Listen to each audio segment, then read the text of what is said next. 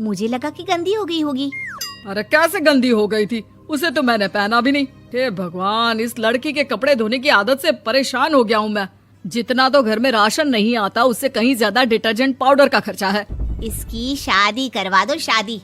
जाए अपने घर में ही करे काम, फिर चाहे घर के कपड़े धोने हो या पूरे गांव के। हाँ ठीक बोल रही हूँ, देखता हूँ मैं कोई लड़का। वो दिन भी आ जाता है जब विभा को देखने लड़के वाले आ जाते हैं। लड़की मुझे अच्छी लगी।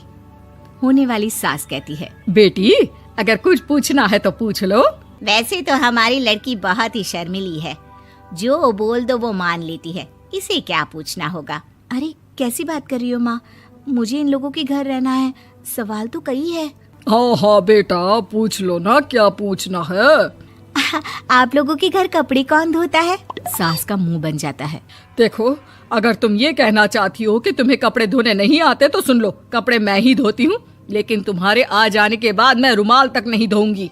अरे चुप रहना भाग्यवान, बहू बेचारी घर आई नहीं, उसे डराना शुरू कर दिया। वो क्या है ना बिटिया, अभी तक तो ये कल्लू की माँ ही धोती थी, लेकिन अब तुम्हारे पापा तो दहेज में वॉशिंग मशीन देंगे ही। तभी विभा की माँ बोल पड़ती है, सवाल भी पूछा तो क्या। वैसे भाई साहब, मशीन की तो फिर भी कपड़े धोने की कैपेसिटी होती है। मतलब जो बिटिया दे रहे हैं ना विभा, इसे कपड़े धोने का बहुत शौक है। ये आप लोगों के क्या, आस पड़ोस गांव मोहल्ले सबके कपड़े धो दे और उफ तक ना करे। बाहर देखा नहीं आपने कितने कपड़े सूख रहे हैं, सब हमारी बिटिया ने ही तो धोए हैं। बस भी करो ना माँ, शर्म आ रही इतनी तारीफ सुनकर। और तो और एक दाग निकाल कर दिखाओ तो मान जाऊं। हाँ अच्छा माफ करना बेटा, मैंने गलत समझा, हमें तो रिश्ता बहुत पसंद है। और ऐसे जुड़ जाता है रिश्ता कपड़े धोने का शौक रखने वाली विभा का। उसकी शादी हो जाती है कोयला फैक्ट्री में काम करने वाले कल्लू के साथ। शादी के बाद अचानक विभा चिल्लाती हुई सास के पास आती है, सासू माँ, अरे सासू माँ कहाँ है आप?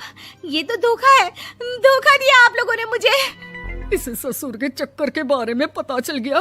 अरे तो उसमें तुझे क्यों धोखा मिला है? अरे नल में पानी नहीं आता, कपड़े कैसे कब धुलेंगे? अच्छा तू पानी नहीं आ रहा उसकी बात कर रही है। तो आपने क्या सोचा? कुछ नहीं। अच्छा तेरी माँ ने कहा था कि कपड़े धोने का शौक है तुझे, याद आया मुझे। शौक शौक बोलकर कपड़े धोने वाले मेरे जुनून को कम ना आके सासू माँ, कपड़ा धोना मेरा गुरूर है। तभी पति भी वहाँ आ जाता है। अभी अभी मैंने इसे सनी देओल की फिल्म दिखाई है, उसी के डायलॉग मार रही है माँ। अच्छा सुन, साफ साफ बता रही हूँ, पानी सुबह 4 से 6 और शाम को 10 से 12 आता है, समझी? विभा टाइमिंग सुनकर हैरान हो जाती है। ये क्या भूतों का मोहल्ला है?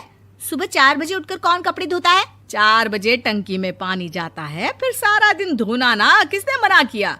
अरे कैसी बात कर रही हैं? 200 लीटर की टंकी में कितने कपड़े धो लूंगी मैं, सुबह ही उठ जाऊंगी मैं। अब क्या था, विभा सुबह 4 से लेकर रात के 12 बजे तक कपड़े ही धोती रहती। एक रोज सास पड़ोस से निकलकर कहीं जा रही होती है कि साथ वाली कहती है, हाँ कल्लू की माँ, जरा ये बताओ कि 2 साड़ी है, 2 ब्लाउज और एक पेटीकोट और एक नाड़े वाला लंबा कच्छा। हाँ तो?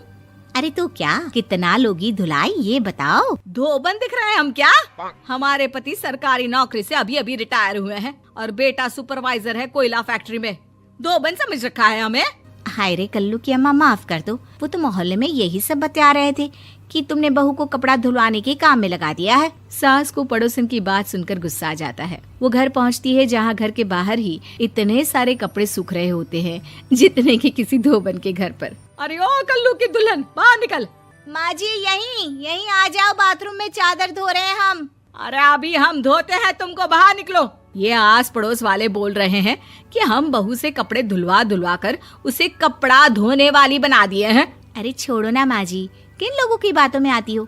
आस पास के लोगों का तो काम ही होता है कि वो किसी तरह सास बहू को लड़ा दे। बहू सारे घर के कपड़े धोती है, ये क्या कम है? बोलिए।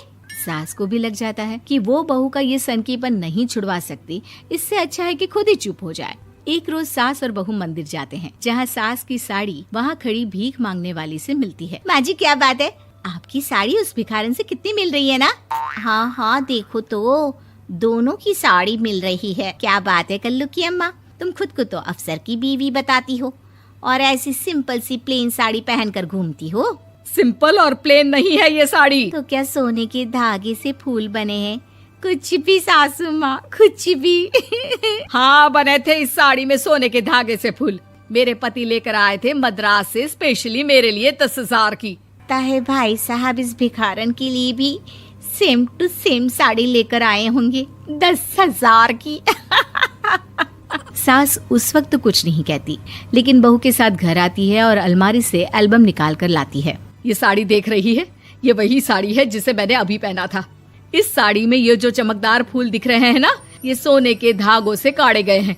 लेकिन तू लोकल वॉशिंग मशीन ब्रश से घिस घिस कर सारे फूलों को निकाल कर साड़ी प्लेन कर दी। मुझे माफ कर दीजिए सासू माँ। और तो और, जब मैंने तुझे तेरी गलती के लिए कुछ नहीं कहा, लेकिन तूने तो सबके सामने मेरा मजाक ही बना दिया। क्यों? बहू को समझ में आ जाता है कि अब से उसका कपड़े धोना बंद।